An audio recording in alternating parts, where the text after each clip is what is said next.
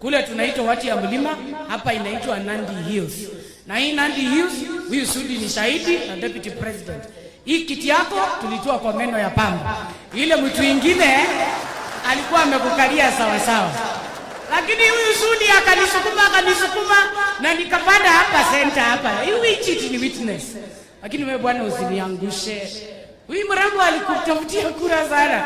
Usiniangushe hii watu kaa na wao sawa sawa. Kidogo nikupe mashauri kama former MP.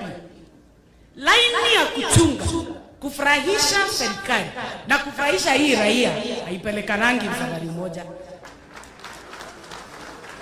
Ukiamua kusimama na ground haitakupoteza.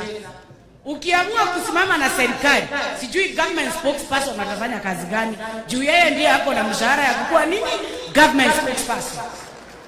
Hawa wabunge wetu wote wa Nandi, kwanza wale sijaona hapa, akikuwa heshima mingi, ndugu akiwa na shida tunamshikilia.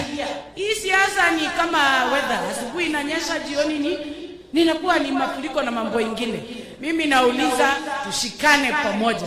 All of us, we are experiencing same issues, whichever county, this Republic of Kenya. Kama Dani ameenda na airport ya JKIA ni yetu. 47 makabila, 47 counties, hata mzungu na muhindi, weka ndani Mishra, hata yeye hawezi enda India. Kwa hivyo mimi nataka kusema mashida yetu tuzungumze na viongozi wetu waweze kufanya kazi. Mimi naomba salamu yenu nikirudi kule kwetu Laikipia, mtanipa salamu zenu. Huyu rafiki yangu Rigiji mtashikilia yeye.